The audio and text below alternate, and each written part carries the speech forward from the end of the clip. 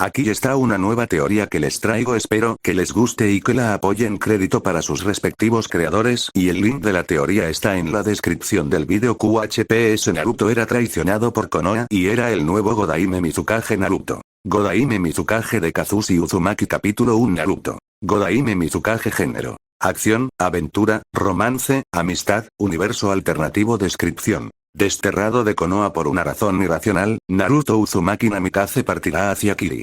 Equipado con su herencia y un raro Kekkei Genkai, se convertirá en una leyenda. Después de años de luchar junto a los rebeldes, se ganaría el título de Godaime Mizukage. Poderoso. Naruto bueno. Kyuubi Mizukage. Naruto Disclaimer: nada me pertenece, todo es obra de Masashi Kishimoto.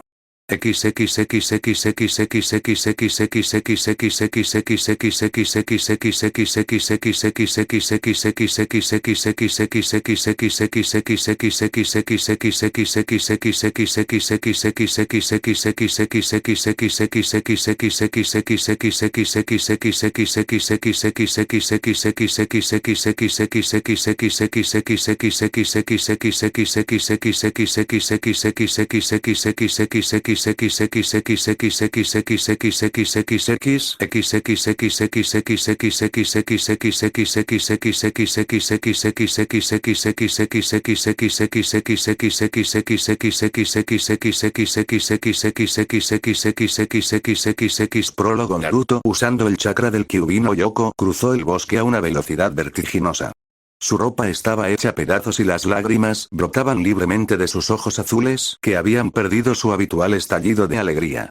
En sus manos sostenía dos grandes pergaminos que abrazaba como si su vida dependiera de ello. Después de todo, era el legado de sus padres. El legado que descubrió cuando visitó la oficina del Godaime Hokage después de su destierro. No tenía nada que perder y quería saber los nombres de sus padres. Naruto había sido desterrado por el consejo de Konoha por usar el chakra de Kyuubi no Yoko durante su batalla victoriosa contra un tal Sasuke Uchiha. Para el consejo, a través de su eterna sabiduría, había intentado asesinar al último Uchiha y por ello merecía el destierro de por vida. Además, las falsas acusaciones de Sasuke realmente no ayudaron a su causa. Declaró con vehemencia que Naruto lo había atacado intencionalmente incluso cuando recuperó el control de su cuerpo, que estaba sujeto al sello maldito de Orochimaru. Para mayor desgracia de Naruto, todos creyeron en las palabras de Sasuke, su equipo, sus amigos, la familia Ichiraku, la pandilla Konohamaru, Iruka, Jiraiya y Tsunade. Cada uno de ellos lo había abandonado como un trapo sucio común y corriente. Había perdido el contrato para convocar a los sapos porque, para Jiraiya, no era lo suficientemente digno para tener este contrato. Tsunade le había arrancado el collar, que había ganado justamente, de su cuello, le había dicho que no merecía tener un tesoro tan importante. Estas palabras habían creado un dolor insoportable en su pequeño corazón. Entonces, después de ser desterrado, traicionado por alguien a quien consideraba un hermano y destrozado por personas que consideraba valiosas, claramente tuvo pensamientos suicidas. Al menos allí sería aceptado.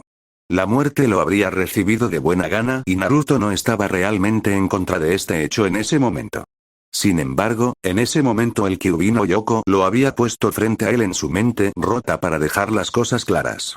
El demonio le había gritado, diciéndole que no debía suicidarse por personas que no merecían su angustia. Él le había dicho que todos esos humanos no eran su precioso pueblo, que eran estúpidos, inútiles e increíblemente hipócritas. Naruto rápidamente entendió su razonamiento y aceptó sus duras pero verdaderas palabras.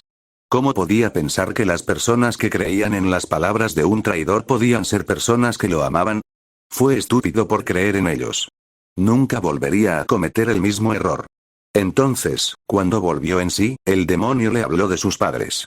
Por supuesto que no quería creer, al principio, las palabras del zorro, pero cuando miró en la oficina de Tsunade, descubrió dos pergaminos que estaban destinados a él. Entonces se llevó los dos pergaminos a su casa para ver qué contenían. Lo que vio dentro lo enloqueció de rabia. Después de una lectura atenta de los dos pergaminos, tuvo diferentes reacciones completamente comprensibles y lógicas. Primero, estaba feliz de saber que sus padres lo habían querido incluso al borde de la muerte, luego estaba triste por no haber conocido a sus padres, había llorado por ellos, había llorado por el hecho de que nunca conocería a sus padres. Había lamentado el hecho de que nunca conocería su amor incondicional, había llorado por la vida que podrían haber tenido si el hombre enmascarado no hubiera arruinado su vida. Más tarde, cuando supo que Kakashi era el exalumno de su padre, que Jiraiya era su padrino y que Tsunade era su madrina, había experimentado por primera vez en su vida el sentimiento de odio, odiaba a estas tres personas indignas. Habían escupido sobre las últimas palabras de sus padres que querían que lo cuidaran. En cambio, recibió algo más a cambio. Kakashi lo había tratado como si nada, Tsunade y Jiraiya lo habían abandonado en un pueblo que lo odiaba y perseguía. Había otra persona en la que había perdido toda confianza, aunque la amaba tanto como antes, desafortunadamente esa persona estaba muerta y Naruto no quería culpar al Sandaime por nunca hablar de sus padres, al menos estaba con él en su juventud, todavía lo cuidaba. Había descubierto varias cartas que el Sandaime había enviado para que Tsunade regresara a la aldea para adoptarla, pero cada vez la anciana se había negado. Naruto podía entender que el anciano no podía cuidar de él cuando tenía todo en la aldea para administrar. Como resultado, todavía lo respetaba pero todavía estaba enojado con el hombre. Al menos podría haberle hablado de sus padres. Después de leer, analizó el legado que le dejaron sus padres. Su madre le había dejado el legado de su difunto clan, el clan Uzumaki. Esa es otra cosa de la que quería echarle la culpa a la Academia Shinobi de Konoha. Era el hecho de no haber hablado nunca del clan Uzumaki, lo que también tenía una gran historia común con la aldea y el clan Senju. Sin duda, fue el consejo el que decidió omitirla, la historia del clan Uzumaki, del plan de estudios académico. Ahora que estaba en posesión de su herencia, se había hecho la promesa de convertirse en un maestro de Fuinjutsu para honrar a su clan y de convertirse en un maestro de Kenjutsu para honrar a su madre. Su padre le había delegado su programa de entrenamiento que le permitió ser el hombre más rápido de su tiempo, también le había dejado las notas del Iraisen en su pergamino. De lo contrario, sus padres también habían añadido algunas técnicas básicas. Su madre le había dejado las técnicas de Futon y Suiton. Su padre de las técnicas Raiton. Una cosa era segura, con lo que le dejaron, tenía lo necesario para ser poderoso en el futuro. Iba a hacer que sus padres se sintieran orgullosos de él y Konoha pronto se arrepentiría de haberlo abandonado como un objeto común y desechable. Les mostraría que era más que un monstruo. Posteriormente, el Kyuubi le dijo que huyera lo más rápido posible para evitar ataques sorpresa de los ciudadanos del pueblo escondido entre las hojas y que no debía dejar ningún rastro de él aquí porque este pueblo no merecía nada de él. Por eso había quemado su apartamento antes de partir. Estaba a punto de comenzar una nueva aventura. No es necesario guardar recuerdos. Konoha ya no existía. Lo único que le importaba era empezar una nueva vida lejos de su pueblo natal. Una vida que sin duda sería mejor, por lo tanto, con la ayuda del chakra del zorro de 9 colas, corrió rápidamente hacia el exterior de Konoha. Fue en ese preciso momento que sus emociones reprimidas se apoderaron de él. Las lágrimas fluían libremente y un nuevo brillo había regresado a sus ojos. Un estallido de determinación a pesar de la infinita tristeza que los recorrió. Un estallido que cambiaría el mundo hasta sus cimientos. Konoha había perdido una futura leyenda. Una leyenda de la que se arrepentirán en el futuro.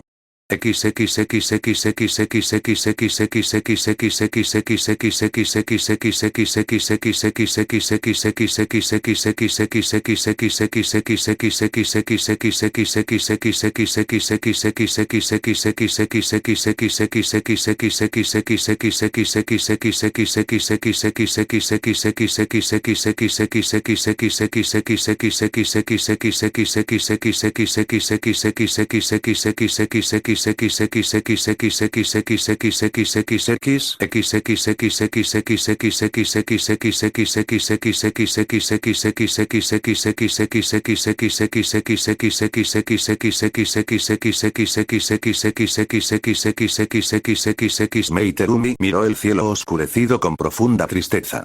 Cuando cumplió los 18 años, había perdido muchas cosas. Demasiadas cosas. Su madre estaba muerta, asesinada a sangre fría por uno de los ninjas de Yagura. Su padre, el ex líder de los rebeldes, había muerto hace 2 años durante un ataque sorpresa del shinobi de Yondaime Mizukage en una de las bases secretas de los rebeldes. Cuando su padre murió, se vio obligada a tomar el mando de los rebeldes con solo 16 años. Por supuesto, su edad, al principio, no ayudó porque muchos dudaban de su capacidad para comandar y dirigir las tropas adecuadamente. Sin embargo, en apenas unos días se había ganado el respeto de sus compañeros, sus habilidades naturales en el ninjutsu y su carácter volcánico la habían convertido en una líder tan digna como su padre. Desde ese día, con la ayuda de su fiel mano derecha, Ao, un shinobi capaz con un ojo de Byakugan, había intentado ganar terreno a las fuerzas de Yagura para liberar a su aldea de la autoridad del Yondaime Mizukage. Desafortunadamente, las pérdidas siguieron siendo enormes y, sin que él lo supiera, el progreso fue de facto mínimo o incluso nulo. Incluso había notado una caída en la moral de sus tropas. Fue desalentador, pero ella no se rindió. Sabía que ellos también habían perdido a sus seres queridos y estaban de luto. Todos los días ella perdería luchadores. Cada día la moral entre sus soldados caía más. Pero para ella cada día era una forma de vencer a Yagura. Una forma de eliminarlo para siempre. La lluvia empezaba a caer de repente, una fuerte tormenta se perfilaba en el horizonte. Esperaba que esto no fuera un oscuro presagio del futuro. Un futuro en el que Kiri dejaría de existir.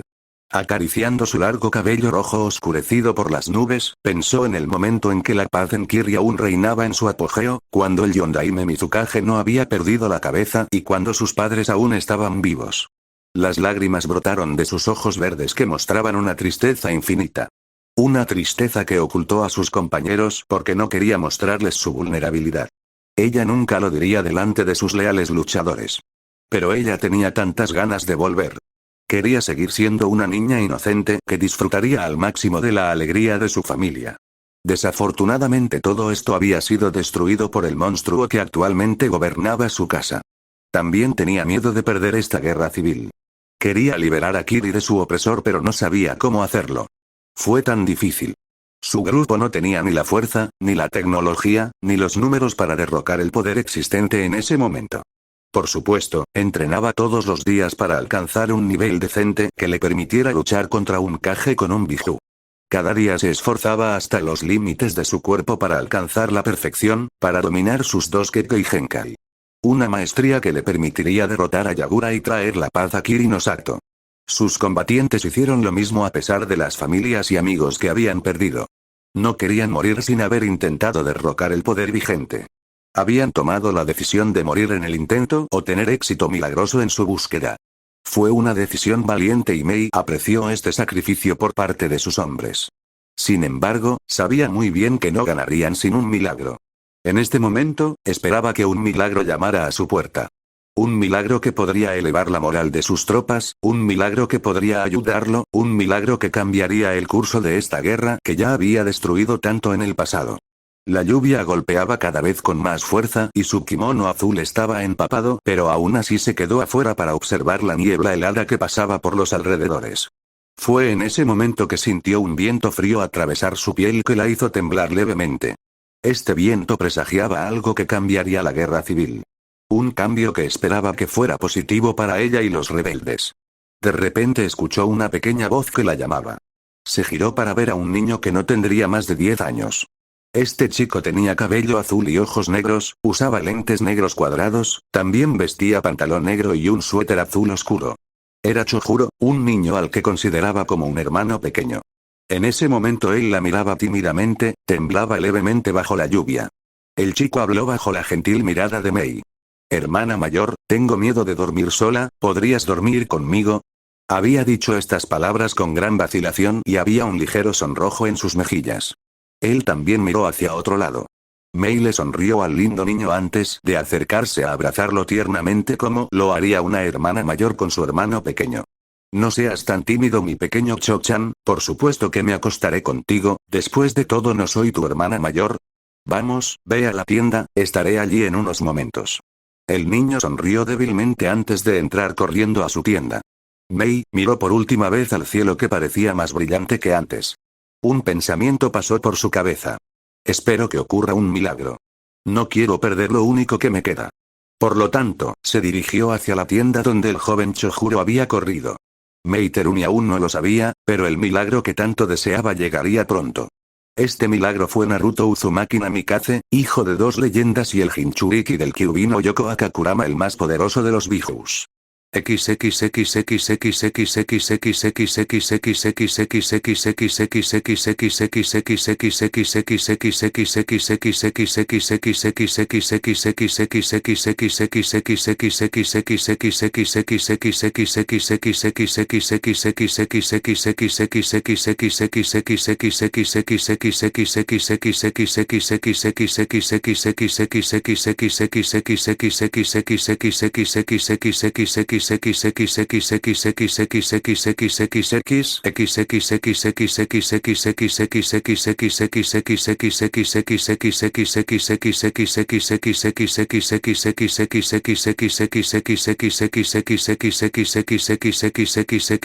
Tsunami caminaba con una gran sonrisa hacia su casa. Ella sonrió porque su pueblo vivía en completa felicidad. No podía agradecer lo suficiente al equipo de Kakashi. Gracias a ellos pudo ir de compras en paz y armonía. También pensó en el héroe del pueblo, el que había dado esperanza a los aldeanos y a Inari, su hijo. Al pensar en Naruto, apareció una suave sonrisa. El niño era una maravilla y esperaba volver a verlo algún día. 10 minutos más tarde, ella se paró frente a la puerta de su casa. Frente a esta puerta había una figura inconsciente sosteniendo con fuerza dos enormes pergaminos como si fueran dos tesoros. Esta figura tenía cabello rubio brillante y vestía un horrible mono naranja. Esta figura no podía tener más de 15 años y Tsunami conocía a esta persona. Después de todo, él era el héroe de Nami. Naruto dejó caer sus compras y corrió hacia la cama del niño inconsciente. Cuando vio su condición, esperó de todo corazón que sobreviviera. Fin de capítulo.